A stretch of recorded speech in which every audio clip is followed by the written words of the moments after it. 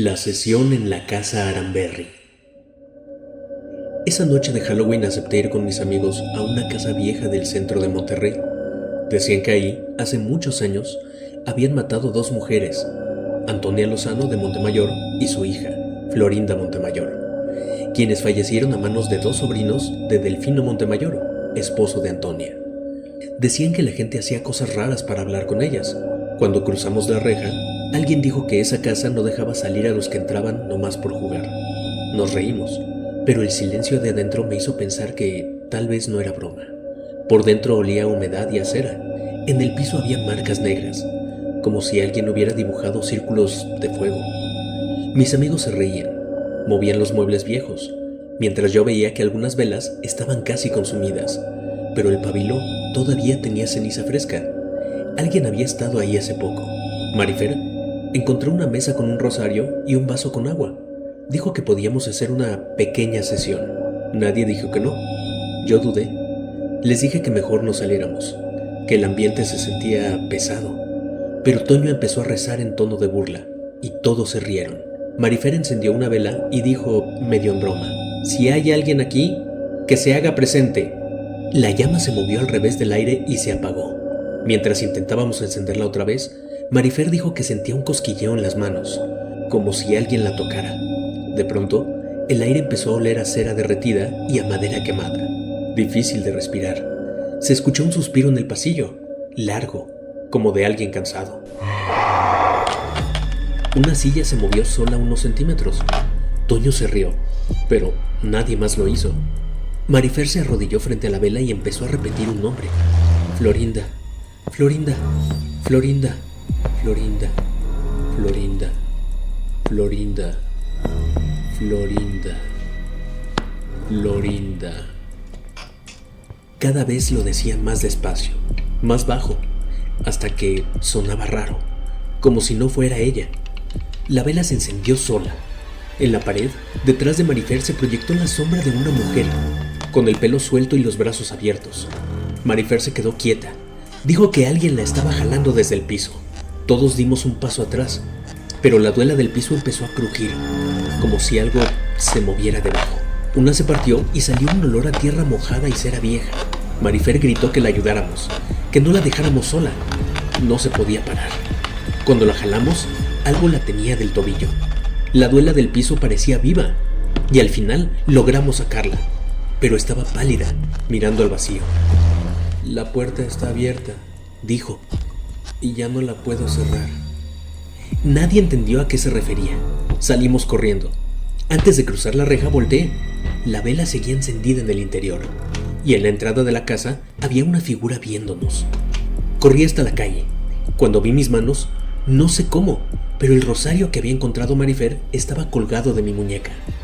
Pero estaba lleno de tierra, y cada cuenta parecía que se movía despacio, como si tuviera vida. Hay lugares donde el tiempo no avanza, casas que siguen respirando, aunque sus dueños hayan muerto hace décadas. Algunos entran por curiosidad, otros por demostrar valor, pero todos terminan descubriendo lo mismo, que hay sitios donde los muertos no se fueron, solo esperan a que alguien los despierte.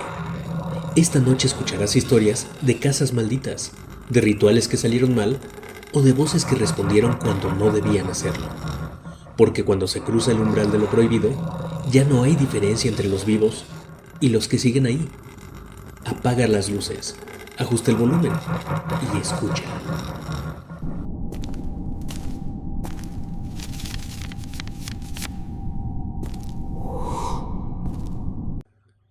Bienvenidos a Narraciones Negras. La Casa Negra de la Roma. Era finales de octubre, y la colonia Roma olía a pan de muerto y bugambilia. Acompañé a mi tía Leticia a una casa vieja donde, según me dijo, iban a tener una reunión espiritual. La casa estaba ennegrecida por dentro, como si el incendio del que hablaban todavía no se apagara del todo. La leyenda cuenta que en 1935, cuando supuestamente era ocupada como hospicio para enfermos de tifoidea, se creía que la enfermedad estaba relacionada supuestamente con la posesión demoníaca, por los síntomas tan escabrosos que presentaba. Fue una noche cualquiera que los vecinos decidieron prenderle fuego al hospital. Las personas que estaban dentro, siendo atendidas, y los médicos que les cuidaban, terminaron heridos por las llamas, y muchos murieron dentro del lugar. Mientras abríamos las ventanas, mi tía dijo: «Aquí nadie descansa, hija. Solo cambian de habitación». Lo dijo tan seria que no supe si reírme o salir corriendo. Al anochecer llegaron 5 personas. Traían velas, incienso, varias fotos y una mesa con manteles blancos. Mi tía me presentó como la que tiene la energía fresca. En el suelo había marcas negras y huellas de manos quemadas. Montaron la mesa y al lado un altar. Una mujer mayor empezó a rezar. De pronto, el techo crujió y cayó polvo oscuro sobre la mesa. Pensé que se estaba cayendo. Me iba a levantar, pero mi tía me tomó del brazo. «Ya los despertamos, no te muevas». El olor a quemado invadió el lugar. Las velas se doblaban solas y la cera caía sobre los retratos del altar. En uno de ellos reconocí a un hombre con bata blanca y mirada vacía. Apagaron las luces y la mujer dijo: «Que se manifiesten los que arden, los que no fueron velados». El suelo vibró. Sentí calor en los pies, como si algo se quemara bajo el piso. Uno de los hombres empezó a reír, pero su voz cambió. Se volvió ronca, ajena.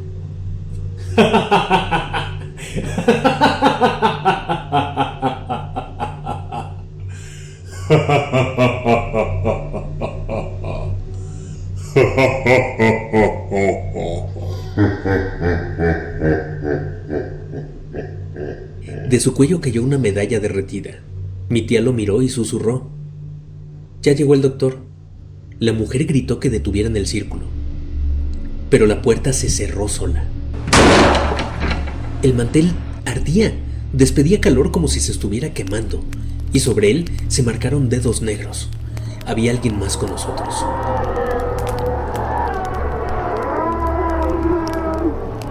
El retrato del médico cayó sobre mis piernas. Su cara parecía moverse, y todos empezaron a repetir: «Que el fuego se apague,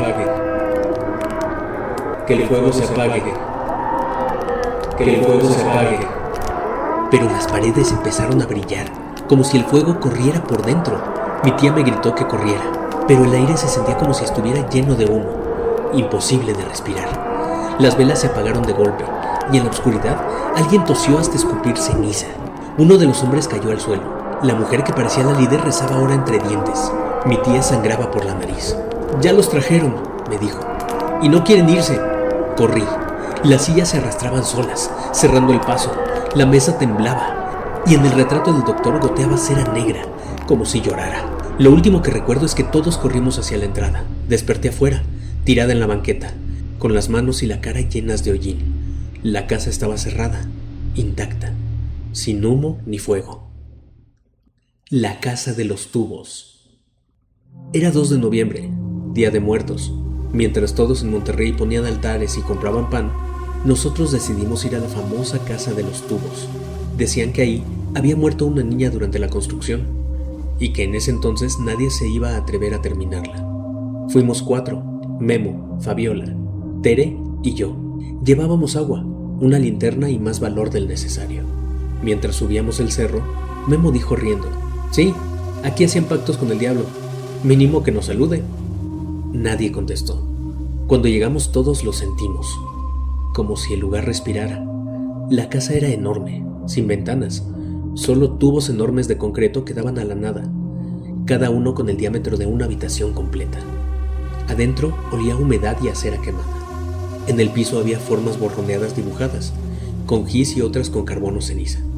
También había muchos restos derretidos de velas o veladoras. En la pared, dibujada también con carbón, había una figura con cabeza de cabra y los brazos abiertos.